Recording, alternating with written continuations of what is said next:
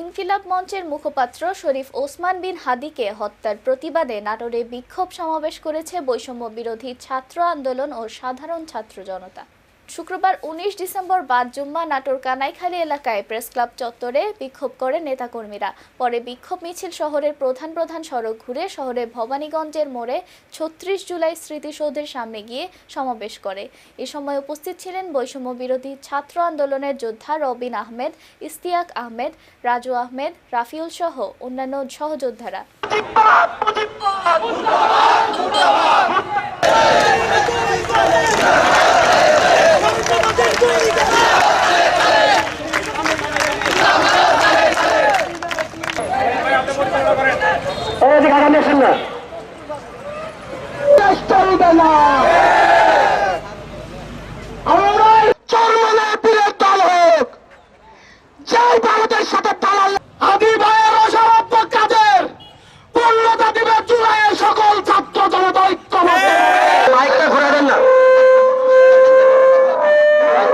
আমরা হাদির রেখে যাওয়ার যে স্বপ্ন, ভারতীয় আধিপত্য লক্ষ হাদিকে মুখে দেওয়ার সাধ্য তোমাদের নয়।